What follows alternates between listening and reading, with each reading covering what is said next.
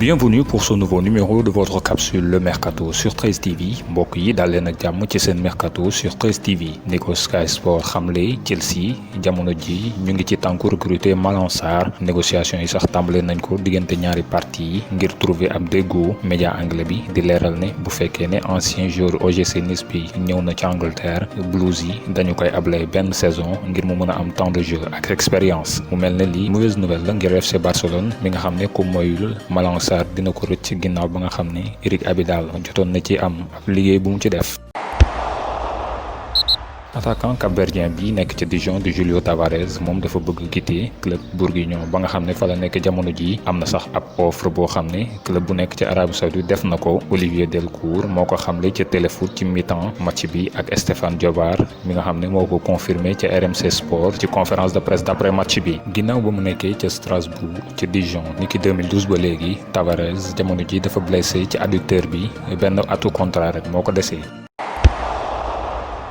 Alors que Leonardo a fait de Sergueï Milinkovic-Savic sa grande priorité de recrutement pour cet été, le directeur sportif du PSG était mal embarqué dans ce dossier à cause des hautes prétentions de la Lazio. Mais cette situation pourrait désormais avoir changé grâce au parcours des hommes de Thomas Tuchel en Ligue des Champions. Les propriétaires du club pourraient augmenter le budget du mercato du PSG. Courtisé un moment par de grands d'Europe comme le Real Madrid et le Barça, Fabian Ruiz ne devrait pas quitter Naples à en croire les informations de Mundo Deportivo. C'est ce qu'a demandé Gennaro Gattuso à sa direction pour aborder la nouvelle saison. Le milieu de terrain devrait en revanche obtenir un bon de sortie dans un an. L'Inter et Brescia vont conclure un accord définitif pour le transfert de Sandro Tonali autour d'un prêt avec obligation d'achat de 35 millions d'euros selon la Gazzetta dello Sport. Le deal est si sûr d'aboutir que l'intéressé a été prié de mettre ses vacances entre parenthèses pour signer son contrat de 5 ans avec les Nerazzurri. Le milieu de terrain, un temps convoité par le PSG, a disputé 35 matchs de Serie A la saison dernière pour un total de 7 passes décisives et un but marqué en championnat. Excellent cette saison à Séville avec qui il vient de remporter la Ligue Europa. Lucas Ocampos a tapé dans l'œil de Wolverhampton. Le club anglais en ferait le remplaçant parfait d'Adama Traoré qui est lui courtisé par Liverpool notamment. Recruté il y a un an contre 15 millions d'euros en provenance de l'OM, l'Argentin a une clause libératoire fixée à 68 millions d'euros mais il pourrait être cédé contre 45 millions d'euros d'après Marca. Selon Mundo Deportivo, le Barça se serait renseigné pour le latéral de Leipzig Angelino, tout juste éliminé de la Ligue des Champions en demi-finale par le PSG. Le joueur de 23 ans prêté par Manchester City pourrait être envisagé comme un remplaçant de Jordi Alba annoncé sur la liste des joueurs priés de partir cet été. L'FC Barcelone suivrait le joueur depuis plusieurs mois. D'après les informations du quotidien madrilène, le Real Madrid suivrait avec attention Ryan Cherki qui a prolongé son contrat avec l'OL jusqu'en 2023 en juillet dernier. L'attaquant de 17 ans plairait particulièrement à Zinedine Zidane puisqu'il ferait partie des joueurs observés avec attention par les techniciens français en Ligue 1. De plus, le Real Madrid serait même en contact constant avec l'entourage du jeune Lyonnais. Reste à savoir si cela se traduira par une offensive pour l'enrôler dans quelques mois. Nommé sur le banc du FC Barcelone, Ronald Koeman aurait pour priorité de faire venir Donny van de Beek, un intérêt qui ne laisserait pas insensible le joueur de l'Ajax Amsterdam. Koeman voudrait reconstituer la paire de Jong-Van de Beek qui a évolué à l'Ajax. Selon les informations qui nous viennent tout droit de Grèce, l'arrière-gauche du PAOK Salonique Dimitrios Giannoulis serait courtisé avec insistance par l'Olympique de Marseille et ce depuis l'hiver dernier. Newcastle en Angleterre serait également entré dans la danse tandis que d'autres clubs français tels que Saint-Etienne auraient manifesté leur intérêt pour ce joueur de 24 ans sans toutefois donner suite.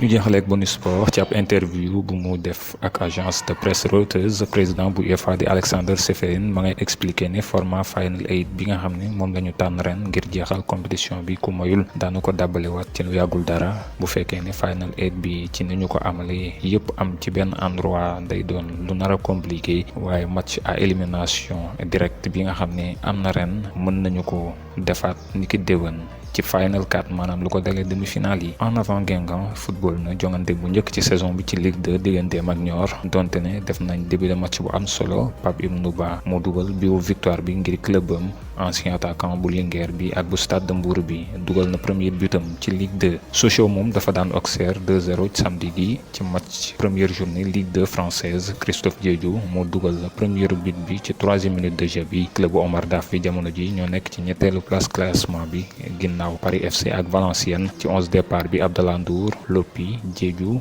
Paye football nañ ci jongante bi ba tax Sochaux réussir match d'ouverture am. Sporting Charleroi moom niki samedi gi dafa doon daje ak OH Louvain ci ñetteelu bëccëg bu Pro League. ñoom zèbre yi ñoo daan ñetti bal ci benn ci ab jongante boo xam ne Mamadou Fall dafay wane boppam ci ñaari xar kanam ndax moo dugal bi match bi tollee ci 60e minute waaye ginnaaw si loolu dañu ko jox ab carton rouge. attaquant sénégalais bi butam bi mu dugal mooy bu njëkkam ci saison bi. Mesdames, Messieurs, c'était tout pour ce mercato sur 13 TV. Merci de l'avoir suivi. Rendez-vous demain pour un nouveau numéro.